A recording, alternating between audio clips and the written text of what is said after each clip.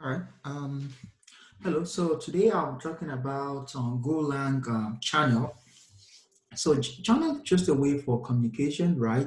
A way to read and write, to put something into a channel, and I'm just writing to a channel, and for something else to read from the channel, right? So that's reading.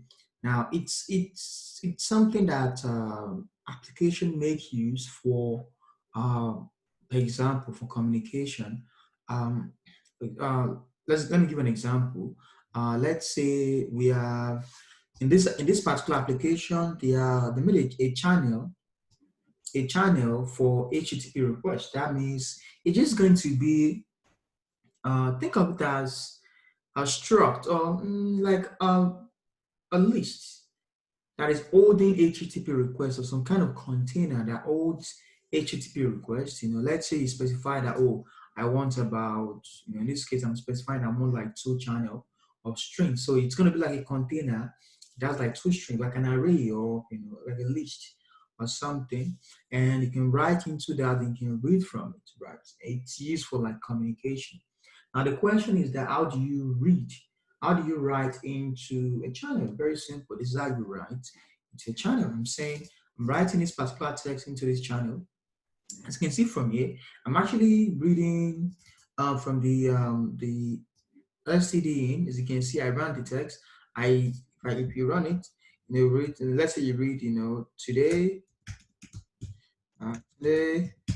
All right, you see, once you read into the channel, what happens is that you close the channel, and after you close the channel, after writing to the channel, then you can go ahead and read.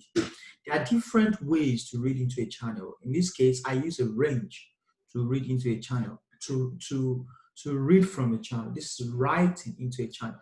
Now, there are different ways to in this case, if you notice, I'm writing this into this channel, but in this case, in this application, they are reading, right? They are reading from this channel, right? So this is reading from the channel. Notice if you are trying to write, the arrow is going to be before. They are trying to read is going to be after, right? They are reading from the channel and using it for a select case, right? So let me see if they have other example.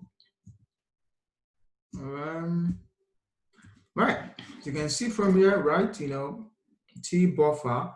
In this case, they are writing to the channel, right? Right, yeah, yeah, that's it. So writing to it, they're writing to it. Let me see. Yeah, yeah, they're writing into this, and in this case, they are reading from the channel because this is the channel. You click on it, right? It's a channel, right? They are reading from the channel. So that's how you read from a channel. And this is how you write into a channel. Now, if you want to loop through a channel, you can use the range keyword, and range is going to allow you to loop over the content of that channel. So let's say I wrote today and I wrote Sunday into the channel, but this is going to allow me to loop through that channel and read the content of the channel, basically. Right. That's all I have today. So in your application, right? If you have an application, read. Uh, yeah. All right. Yeah, that's it.